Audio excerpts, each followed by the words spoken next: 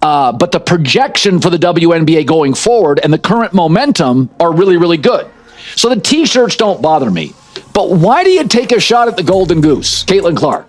Colin Cowherd just accused Kelsey Plum and other WNBA players of sabotaging their own careers. During an explosive segment, Cowherd called out Plum for taking shots at Caitlin Clark, the player who's supposedly bringing in all this newfound revenue and attention. Are the players destroying the very momentum they've been fighting decades to achieve? Let's break down this jaw-dropping clash. I think they deserve a big raise, maybe not 50% of revenues, because NBA stars, there's a lot of them, and they move the needle. The WNBA stars, well, there's one that moves the needle. Colin Cowherd is no WNBA superfan, so why is he suddenly talking about it? That's the question everyone was asking when Cowherd, who spends most of his time dissecting the NFL draft or debating LeBron versus MJ, stopped everything to defend Caitlin Clark. He can lose all the bets. Maybe this side of being at gunpoint 2 years ago, this man is not talking about the WNBA, period. Usually, you don't hear Cowherd dive into women's basketball, let alone make it the centerpiece of his segment. But Caitlin Clark? She's impossible to ignore. Her arrival has created such a seismic shift that even Cowherd, a guy whose audience is more tuned into Sunday kickoffs than the WNBA playoffs, had to stop and take notice. But he has come out and he has talked about the fact that Caitlin Clark is the one that's moving the needle. Caitlin Clark has made him reevaluate the way he takes vacation during the off-football year. Now, Cowherd wasn't shy about explaining why. You went from a Motel 6 in a sketchy part of town to a Four Seasons in the shopping district. That's the analogy he used to describe what Caitlin Clark has done for women's basketball. Before her, the WNBA felt like it was constantly in the shadows, struggling to gain serious attention on sports networks or in the media. You guys were flying before she arrived on one of those airlines that made you pay for a cup of water. One of those airlines that is the planes are the color of a highlighter. Now you're flying private. With Clark on the scene, suddenly everyone's watching. She's not just a player, she's a magnet. People tune in to see her drop impossible threes, rack up double-doubles, and frankly, make her opponents look like they're playing at half speed. It's her star power that's brought more eyes, more fans, and most importantly, more money into the league. So why the drama? The t-shirt, just United front was determined this morning that we had a meeting for, and not to tattletale, but 0 members of Team Clark were very present for that. Well, Kelsey Plum, a respected WNBA player known for her competitive fire, set off a firestorm when she made some less than flattering comments about Caitlin Clark. It wasn't just playful shade either. To Cowherd, it came across as ungrateful, almost disrespectful. This is where he couldn't stay quiet. And so this week they wore t-shirts saying, making a statement, you better pay us. But instead of just leaving it at that, Kelsey Plum for LA had to take a dig at Caitlin Clark. Cowherd called Plum out directly, explaining that criticizing Clark is like taking shots at the Golden Goose. And that phrase isn't an exaggeration. Clark isn't just boosting the WNBA's profile, she's single-handedly driving revenue. Want proof? Merchandise sales have skyrocketed by 500% and game attendance is up 40%. If you're rocking a bigger paycheck or playing in front of a louder crowd, odds are it's because of Clark. This is the player that got you off the airline that was bright yellow, right? She got you an upgrade to a better hotel. Cowherd wasn't just annoyed by the comments, he was baffled. To him, this is an incredible moment not just for women's basketball, but for Plum herself. He argued that these players have been begging for greater attention and better resources for years, and now that one player has delivered a platform for all of them, they're squabbling over a spotlight. His message? Grow up. I don't mind the t-shirts. I think you have leverage. I think you deserve more than 9%. But it's just misstep after misstep. It's time to grow up, girls, like fast. The way Cowherd sees it, the WNBA's transformation is undeniable. Caitlin Clark is the reason for the surge, and undermining her could squander this momentum. Whether it's jealousy, pettiness, or misplaced pride fueling this tension among the players, Cowherd suggests it's time to stop. Why risk everything? Up next, we'll dive into exactly how Clark has turned those Motel 6 days into packed arenas and sponsorship deals. Stay tuned. This story only gets bigger. Hey, you went from a Motel 6 in a sketchy part of town to a 4 Seasons in the shopping district. Stop talking. Caitlin Clark is more than just a basketball player. She's a walking business transformation. If you've seen the headlines, you already know the jaw-dropping numbers tied to her name. We're talking a 500% spike in merchandise sales and a 40% jump in attendance since she burst onto the WNBA scene. Those aren't just numbers to glance over. Those are league-altering stats. Oh boy. Listen, NBA players make 50% of revenues. WNBA players make 9%. And now the merch sales are up 500% and attendance is up, 40%. So they're going to get a raise. There's no question. And I don't really care that the previous 25 years they didn't make a lot of money or lost money. I don't care. They're in the middle of a negotiation and they're on a heater. For years, the WNBA struggled to capture mainstream attention, but the moment Clark stepped in, fans followed. Suddenly, there's more buzz, more tickets getting scanned at the door, and more jerseys flying off shelves, all with her name on the back. It gets even more real when you hear what happened during the All-Star game. These players are so damn pissed off that there's one player that has sparked all of this attendance, ratings, viewership, gate revenue, all this. Not only that, but they set back. She makes a dig like this after literally just seeing All-Star Game tickets dropped by 50% in value. Ticket prices leading up to the All-Star Game were averaging a solid $121. But the second Clark was ruled out due to injury, bam, prices dropped to $64. That's almost half. Think about what that says. One absence and the entire demand shifts. You can't argue against her influence when the numbers speak this loudly. This didn't happen overnight either. They literally went from an average walk-in price of $121 to 64 bones. $64 to get in once Caitlin Clark's injury came out that she wasn't going to play. And I'm very interested to see what those ratings look like.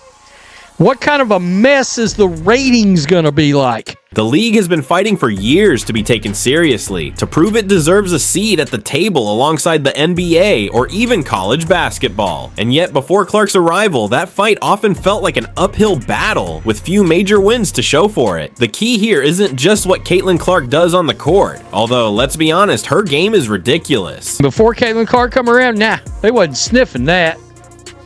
Didn't matter if it was an All-Star game or anything else.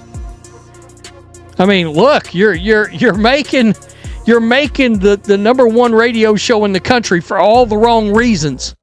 Whether she's casually knocking down logo threes or slicing through defenders to drop 30-plus points like it's nothing, she's electric. But her importance to the WNBA goes way beyond her stat line. Unlike many great players who don't always translate outside the game, Clark turned herself into a media force. She's got the personality, the marketability, and the magnetism that brands and fans can't resist. Well, I do think a lot of people are saying, hey man, this league has never made money. It's an investment. It's now going to make money.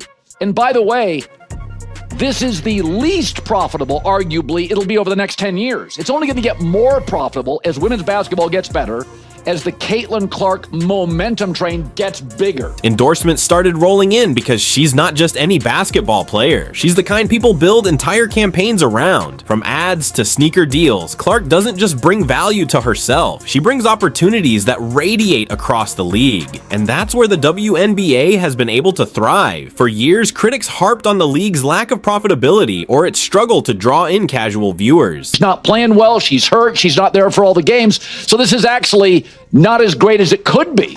Like Michael Jordan, hurt year 2, next 12 years were legendary. That's what it's going to be. past. Now, thanks in part to one player's meteoric rise, all those talking points are getting flipped. Suddenly, the league has momentum that's hard to ignore. Sponsors are paying attention, networks want bigger contracts, new fans, some who probably didn't even watch a single game 5 years ago, are tuning in just to see what Clark does next. Nonetheless, nobody's talking about the actual game again.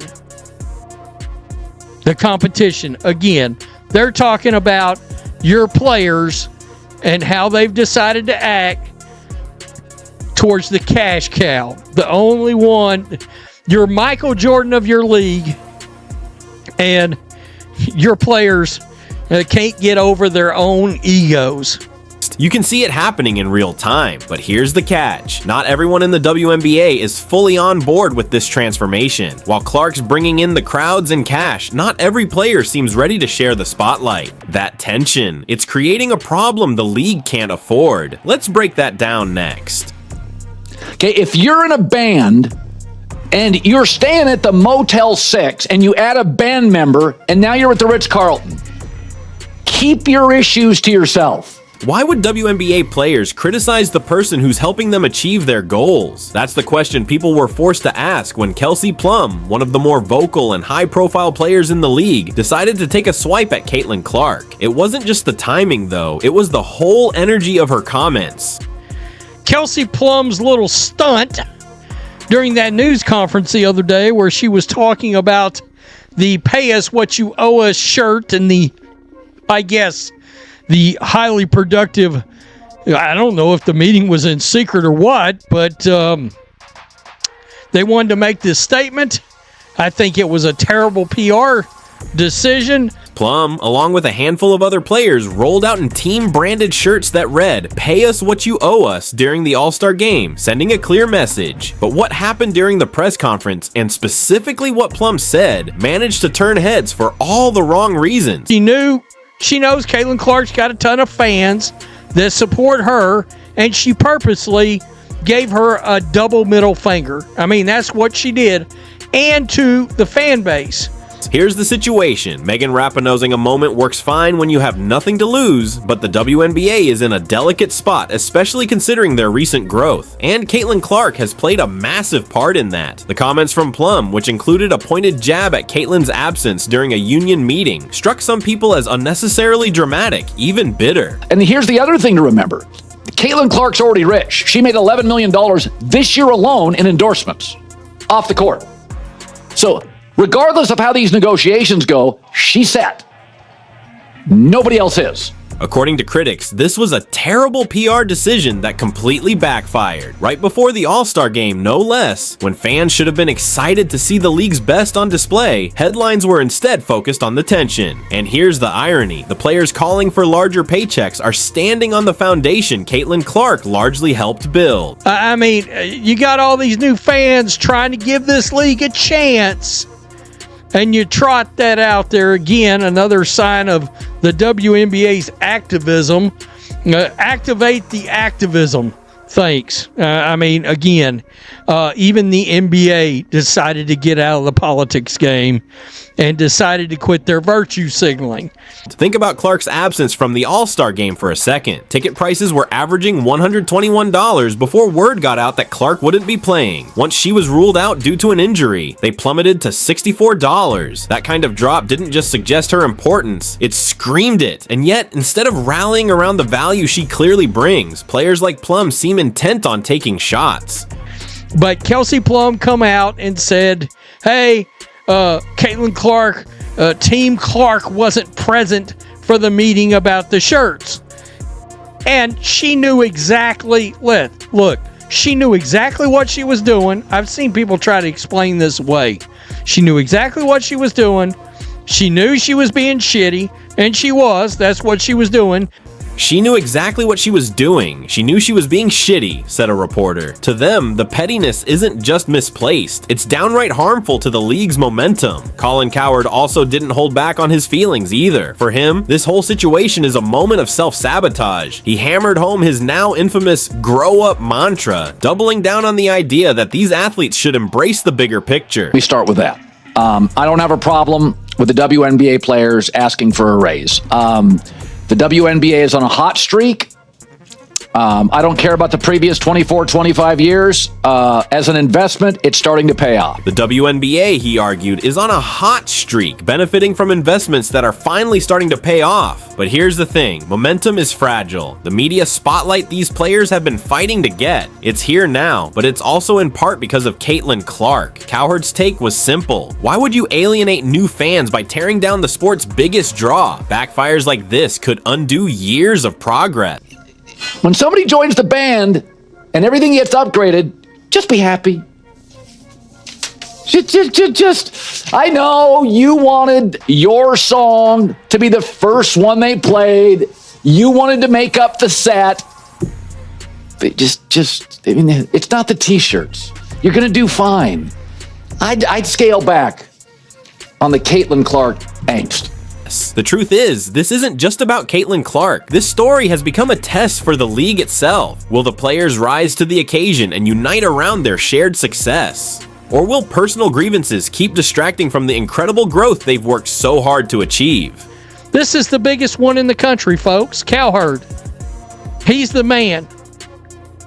And he's talking about this, and he scorches these WNBA women after this Kelsey Plum thing. Caitlin Clark is the WNBA's golden ticket, but only if the players recognize her value before it's too late. The league has fought for years to get here, and for once, the momentum is real. Colin Cowherd calls it a hot streak that's finally starting to pay off. But momentum like this doesn't come often, and squabbling over ego risks throwing it all away. And part of this is their way to like I said, middle finger Caitlin Clark supporters and her fans.